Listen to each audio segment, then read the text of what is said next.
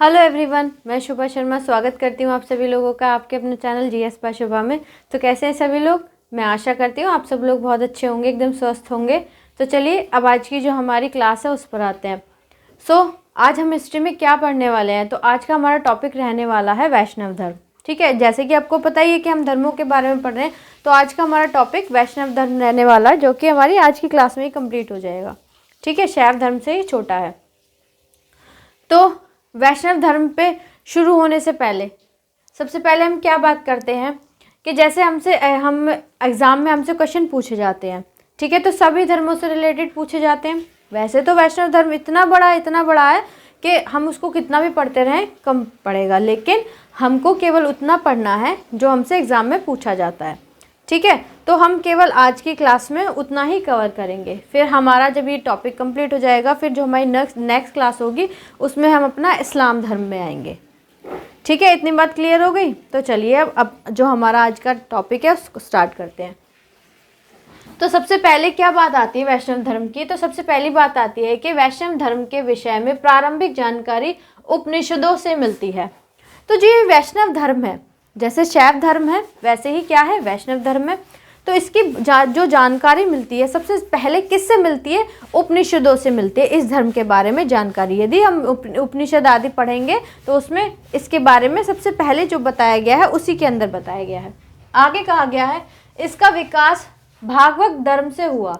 नारायण की पूजा, या हम कह सकते हैं नारायण के पूजक मूलतः पंचरात्र कहे जाते हैं। अब कहे जाए तो इसका विकास जो हुआ है इस धर्म का, वो कौन से धर्म से हुआ है, किससे हुआ है? तो भागवत धर्म से वैष्णव धर्म का विकास हुआ है। और आगे जो नारायण यानी कि जिनको हम विष्णु बोलते हैं, भगवान विष्णु बोलते हैं, तो जो उनके पूजक होते हैं, जो उनकी पूजा करते हैं, तो उनको क्या कहा गया है? पंचरात्र उनको कहा गया है। मतलब उनको पूजने वालों को पंचरात्र कहते हैं। ठीक है, इतनी बात क्लियर हो गई? तो आगे देखो, अब आगे क्या है? वैष्णव धर्म में के प्रवर्तक कृष्ण थे। अब इस धर्म के प्रवर्तक कौन थे? तो जो श्री कृष्ण थे, भगवान श्री कृष्ण, जिनको हम पूजते हैं, जिनकी हम पूजा करते हैं, तो उनको इस धर्म का प्रवर्तक माना जाता है। ठीक है, आगे है जो वृष्ण कबीले के थे और जिनका निवास स्थान मथुरा था। अब जो कृष्ण थे उनका कबीला कौन सा था? तो जो कि वृष्ण कबीले के थे। किसके? वृष्ण कबीले के थे। और उनका जो निवास स्थान था वो रहने वाले कहाँ के थे? वो मथुरा के रहने वाले थे। हिस्ट्री केवल जो हम पढ़ते हैं ना अपनी बुक्स में, हम केवल उन फैक्ट्स को पढ़ते हैं जिनके बारे में खोज की गई है और जो चीज़ें सच हैं। ठीक है, कहने के लिए कुछ भी कह सकते हैं हम, कुछ भी, जो हमने बहुत सी ऐसी बातें हैं जिनको साइंस नहीं मानता, तो हम केवल वो पढ़ते हैं जिसको क्या एक तरीके से प्रूफ किया जा चुका है। ठीक है, अपनी किताबों में हम केवल उन्हीं चीज़ों को पढ़ते हैं। तो जो कृष्ण थे ये कहाँ के निवासी थे? कहा जाता है कि ये मथुरा के निवासी थे, ये मथुरा के रहने वाले थे और वृष्ण कबीले के ये थे। आगे देखें तो आगे आता है कृष्ण का उल्लेख सर्वप्रथम छांदयोग उपनिषद में देवकी पुत्र और अंगिरस के शिष्य के रूप में हुआ है। अब जो कृष्ण है उनका उल्लेख कहाँ पर हुआ है? सबसे पहले कहाँ पर हुआ है? तो सबसे पहले जो उनका उल्लेख हुआ है वो हुआ है छांदोग्य। ठीक है, किसके? छांदोग्य जो है उपनिषद उसके अंदर हुआ है, और देवकी पुत्र और अंगिरस के शिष्य के रूप में हुआ है। मतलब इनकी माता क्या है? माता इनकी देवकी हैं और ये शिष्य किसके हैं, या इनके गुरु कौन है? अंगिरस हैं। तो इनके रूप में इनका क्या हुआ है? उल्लेख किया गया है। वसुदेव कृष्ण के सबसे प्रारंभिक अभिलेखीय उल्लेख बेसनगर स्तंभ अभिलेख में पाया गया है। अब जो वसुदेव कृष्ण हैं, वसुदेव कृष्ण के जो सबसे प्रारंभिक अभिलेख है, उल्लेख बेसनगर स्तंभ अभिलेख में पाया गया है। ठीक है, इतनी बात क्लियर हो गई? आगे जाने तो आगे क्या है? विष्णु के 10 अवतारों का उल्लेख मत्स्य पुराण में मिलता है। ऐसा कहा जाता है कि जो भगवान कृष्ण थे वो विष्णु का ही अवतार थे। तो अब जो विष्णु के जो 10 अवतार थे उनको, उनके बारे में कहाँ कहा गया है, कहाँ बताया गया है? तो जो मत्स्य पुराण है उसके अंदर जो भगवान विष्णु थे, भगवान विष्णु हैं, उनके 10 अवतारों के बारे में बताया गया है। अब वो 10 अवतार कौन से हैं उनको देख लेते हैं। अगर क्वेश्चन में आपसे पूछा जाए तो आप इजीली बता सकते हो। मत्स्य, कूर्म, वराह, नरसिंह, वामन, परशुराम, राम, बलराम, बुद्ध एवं कल्कि। ठीक है, एक बार फिर से रिपीट कर दे रही हूँ। मत्स्य, कूर्म, वराह, नरसिंह, वामन, परशुराम, राम, बलराम, बुद्ध एवं कल्कि। तो ये 10 अवतार हैं। ये आपको 10 के 10 नाम इनके आपको याद होने चाहिए। आगे है, गुप्त काल में विष्णु का वराह अवतार सर्वाधिक प्रसिद्ध था। अब जैसे कि हमने शैव धर्म के बारे में पढ़ा कि शैव धर्म कब कब प्रसिद्ध था, किन किन जो राजा थे, राजा महाराजा थे, किसके काल में वो धर्म ज़्यादा प्रसिद्ध था। तो ऐसे ही जो गुप्त काल है उसमें क्या है कि विष्णु का जो वराह अवतार था, गुप्त काल के अंदर भी विष्णु का जो वराह अवतार था वो सबसे ज़्यादा प्रसिद्ध था, सबसे ज़्यादा माना जाता था। आगे देखें तो आगे है, वैष्णव धर्म में ईश्वर को प्राप्त करने के लिए सर्वाधिक महत्व भक्ति को दिया गया है। अब वैष्णव धर्म में क्या बताया गया है, जैसे अलग अलग धर्मों में बताया गया है कि किसी को जैसे निर्वाण की प्राप्ति कैसे हो सकती है, मोक्ष कैसे मिल सकता है, भगवान कैसे मिल सकते हैं। तो मतलब विष्णु जो वैष्णव धर्म है, जो विष्णु से जुड़ा हुआ है, उस धर्म में क्या कहा गया है कि अगर ईश्वर को प्राप्त करना है, किसी भी व्यक्ति को अगर ईश्वर को प्राप्त करना है तो उसको क्या करना पड़ेगा, उसको भक्ति का रास्ता अपनाना पड़ेगा। अगर वो अपने सच्चे मन से भक्ति करेगा तो उसको ईश्वर की प्राप्ति होगी, ऐसा वैष्णव धर्म के अंदर कहा गया है। आगे देखें तो भगवान विष्णु के सुदर्शन चक्र में 6 तिल्लियाँ हैं। अब ये क्वेश्चन बहुत पूछा जाता है कि जो भगवान विष्णु हैं, ये जो भगवान विष्णु थे, तो उनका जो सुदर्शन चक्र है उसके अंदर कितनी तिल्लियाँ हैं। तो उसके अंदर जो तिल्लियाँ हैं उनकी जो संख्या है, उनका जो नंबर है वो 6 है। तो क्वेश्चन में अगर आपसे पूछा जाए तो आपको पता होना चाहिए कि जो भगवान विष्णु का जो सुदर्शन चक्र है या था, उसके अंदर कितनी तिल्लियाँ हैं। तो उसके अंदर 6 तिल्लियाँ हैं। ठीक है, तो आई होप इतनी बात आपको क्लियर हो गई होगी।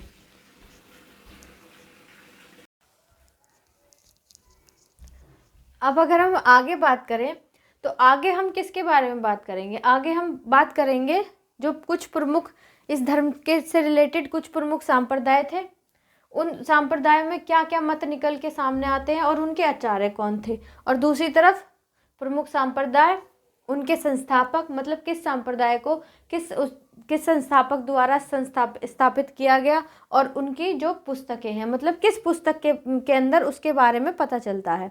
ठीक है, तो जो केवल एग्जाम में क्वेश्चन आता है और जहाँ से आता है केवल मैं उतना करा रही हूँ, मैं ज़्यादा डिटेल में बिल्कुल भी नहीं करा रही हूँ। और आप इतना ही पढ़ें तो ज़्यादा अच्छा रहेगा, क्योंकि हिस्ट्री बहुत ही ज़्यादा ब्रॉड सब्जेक्ट है, हिस्ट्री में बहुत पढ़ना पड़ता है। अभी तो हम एंशिएंट पढ़ रहे हैं, उसके बाद हम आगे मिडिएवल पर आएंगे, फिर उसके बाद मॉडर्न पर आएंगे, तो हमको सारा पढ़ना है। जब हम पढ़ते हैं ना तो ऐसा लगता है ये भी पढ़ लो, ये भी पढ़ लो, ये भी पढ़ लो, लेकिन करना क्या पड़ता है कि जब हम रिविज़न का टाइम आता है ना तो बहुत ही ज़्यादा बल्कि हो जाता है ये सब्जेक्ट। तो इस हिसाब से केवल उतना पढ़ो जो एग्ज़ाम के हिसाब से इम्पॉर्टेंट है।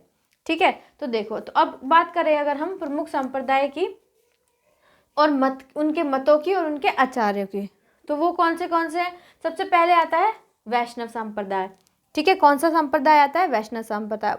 वैष्णव संप्रदाय का मत क्या था, वो था विशिष्टाद्वैत। क्या था, विशिष्टाद्वैत। और इसके आचार्य कौन थे, रामानुज इसके आचार्य थे।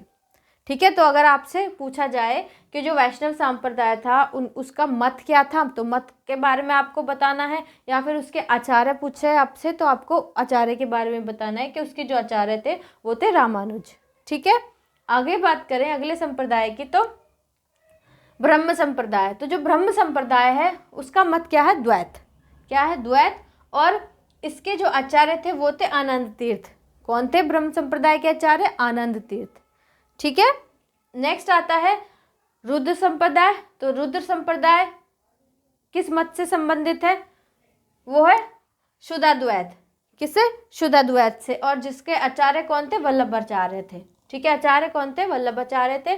फिर अगला संप्रदाय आता है सनक संप्रदाय। तो इसके जो इस संप्रदाय का जो मत है वो क्या है, द्वैताद्वैत वो है, और इसके जो आचार्य हैं निम्बार्क है। इसके आचार्य का नाम क्या है? निम्बार्क है। ठीक है, आगे बात करें तो आगे क्या आता है? आगे आते हैं हमारे प्रमुख संप्रदाय, संस्थापक और पुस्तकें। तो प्रमुख संप्रदाय कौन से हैं? पहला संप्रदाय की बात करें वो आता है बरकरी। ठीक है, तो बरकरी संप्रदाय के संस्थापक कौन थे? बरकरी संप्रदाय के संस्थापक थे नामदेव। और पुस्तक के बारे में अभी मतलब इस पुस्तक के बारे में कुछ पता नहीं है, तो इसलिए पुस्तक आपसे नहीं पूछेगा तो केवल ये पूछेगा तो कि बरकरी संप्रदाय के संस्थापक कौन थे, तो आपको बता देना है कि उसके संस्थापक नामदेव थे। आगे बात करें श्री वैष्णव संप्रदाय की, तो इसके संस्थापक रामानुज थे। और पुस्तक कौन सी थी? ब्रह्मसूत्र। कौन सी थी? ब्रह्मसूत्र थी पुस्तक। आगे बात करें परमार्थ संप्रदाय की, तो परमार्थ संप्रदाय के संस्थापक थे रामदास। और पुस्तक कौन सी? दासबोध थी। पुस्तक का क्या नाम है? दासबोध। फिर नेक्स्ट राम भगत की बात करें, जो संप्रदाय है राम भगत जो संप्रदाय है उसके संस्थापक कौन थे? रामानंद। और पुस्तक कौन सी? आध्यात्म रामायण। कौन सी पुस्तक थी? आध्यात्म रामायण। एक बार फिर से देख लो, संप्रदाय है तो जो वैष्णव संप्रदाय है उसका मत क्या है? विशिष्टता द्वैत। क्या है? विशिष्टता द्वैत। और इसके आचार्य कौन है? रामानुज इसके आचार्य हैं। ठीक है, देखो यहाँ पे देख लो ना, जो संस्थापक हैं इसके वो ही आचार्य हैं। ठीक है, और फिर आगे बात करें, क्योंकि संस्थापना ही इसकी जो वैष्णव संप्रदाय की वो रामानुज ने करी है, तो आचार्य भी रामानुज ही होंगे। ठीक है ना। फिर आगे अगर हम ब्रह्म संप्रदाय की बात करें तो इसके मत क्या है? द्वैत। और आनंद तीर्थ इसके कौन है? इसके आचार्य हैं। अगली बात करते हैं रुद्र संप्रदाय की, तो रुद्र संप्रदाय के मत है शुद्धाद्वैत। और इसके आचार्य हैं वल्लभाचार्य। कौन है इस संप्रदाय के आचार्य? वल्लभाचार्य। नेक्स्ट आता है सनक संप्रदाय, तो द्वैताद्वैत मत है इस संप्रदाय का। और निम्बार्क इसके कौन है? आचार्य हैं। ऐसे ही एक बार दोबारा से बता दे रही हूँ, बरकरी जो संप्रदाय है उसके संस्थापक नामदेव हैं। पुस्तक के बारे में कुछ नहीं पता आज तक। फिर वैष्णव संप्रदाय की बात करें तो उसके संस्थापक रामानुज हैं, और उनके द्वारा जो पुस्तक लिखी गई है वो ब्रह्मसूत्र है। ठीक है। फिर परमार्थ जो संप्रदाय है उसके संस्थापक रामदास है, और उनके द्वारा जो पुस्तक लिखी गई वो है दासबोध। मतलब ऐसे याद कर लो, परमार्थ के कौन है? रामदास। और जब बाद में दास आ रहा है तो उनकी जो किताब है, किताब के अंदर भी दासबोध है, मतलब दास दोनों में ऐसे को रिलेट करके। फिर राम भगत की बात करें, जो अगला संप्रदाय आता है राम भगत, तो उसके जो संस्थापक है वो रामानंद है। अब देखो, राम भगत रामानंद आ रहा है, और राम किससे रिलेटेड है? रामायण से, तो आध्यात्म रामायण। तो इस तरीके से आप इसको याद कर सकते हैं। ठीक है, इतनी बात क्लियर होगी। चलिए अब आगे देखते हैं, आगे क्या बात आती है जो वैष्णव धर्म से रिलेटेड है, जो एग्जाम में पूछी जाती है। तो वो क्या है? वो है कि अंकोरवाट का मंदिर। अंकोरवाट के अंदर एक मंदिर है कंबोडिया, जो कि कहाँ पर है? कंबोडिया, कंबोज के अंदर, जिसको अब कंबोडिया बोलते हैं, पहले उसको कंबोज कहा जाता, मतलब इस तरीके से। ठीक है, तो उसको कंबोडिया नाम है, और जिसको कंबोज भी हम कहते हैं। मतलब दोनों में से जो भी आ जाए ना, कंबोडिया आ जाए, कंबोज आ जाए, जो भी आ जाए, तो आपको कंफ्यूज नहीं होना है, तो आपको पता होना चाहिए। तो अंकोरवाट का मंदिर कहाँ है? अंकोरवाट का मंदिर कंबोज के अंदर। कंबोडिया के राजा सूर्यवर्मन द्वितीय, कौन से राजा ने बनवाया? सूर्यवर्मन द्वितीय ने 1013 ईस्वी से 1050 ईस्वी के बीच में, मतलब जब का इसका स्टार्ट हुआ, जब इसका निर्माण हुआ और जब ये बनकर तैयार हुआ, वो पूरा टाइम पीरियड होता है इसमें, ने बनवाया था। तो अगर आपसे क्वेश्चन ये पूछा जाए कि अंकोरवाट का जो मंदिर है, जो कि कंबोडिया के अंदर है, वो किसने बनवाया था, तो आपको पता होना चाहिए कि वो सूर्यवर्मन द्वितीय ने बनवाया। और टाइम पीरियड क्या है? 1013 ईस्वी से 1050 ईस्वी उन्होंने बनवाया। आगे इस मंदिर में लगभग 10.5 फीट ऊंची भगवान विष्णु की मूर्ति स्थापित है। और इस मंदिर की क्या विशेषता है कि इस मंदिर के अंदर 10.5 फीट ऊंची क्या है? भगवान विष्णु की मूर्ति की स्थापना की गई है, या मूर्ति स्थापित है। ठीक है, तो ये कुछ फैक्ट्स थे हमारे वैष्णव धर्म से रिलेटेड। मतलब जो वैष्णव धर्म से रिलेटेड जो बातें पूछी जाती है एग्जाम में, वैसे ज़्यादा बताऊँ ना मैं, तो अगर ज़्यादा आप ये चीज़ें याद कर लो ना, ये वाली, तो ये चीज़ें ज़्यादा पूछी जाती, जो मैंने इससे पहले बताया था आपको, पूछी तो जाती है, नहीं भी एक बार को पूछी जाए तो उसके बारे में आपको पता होना चाहिए। लेकिन जो ज़्यादा मतलब मोस्टली जो क्वेश्चन रिपीट होते रहते हैं तो वो इन चीज़ों से रिपीट होते रहते हैं एग्ज़ाम में, क्योंकि वो जो फैक्ट्स हैं वो तो ज़्यादातर सब लोगों को उन बातों के बारे में पता है। उसमें कोई ऐसी विशेष बात नहीं है कि जो लोगों को ना पता हो।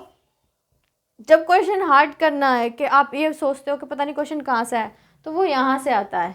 तो इसलिए मैंने ये आपको ये सारी चीज़ें लिखवा दी है, तो आप इसको 2-3 बार पढ़ोगे आपको ईजिली समझ आ जाएगा। ठीक है, तो इसी के साथ हमारा जो वैष्णव धर्म है ये कंप्लीट होता है। कल हम अपना जो नया धर्म है, मतलब कल नहीं, जो कल तो हमारी ज्योग्राफी की क्लास होगी, उसके बाद जो हमारी हिस्ट्री की क्लास होगी उसमें हम अपना इस्लाम धर्म स्टार्ट कर देंगे।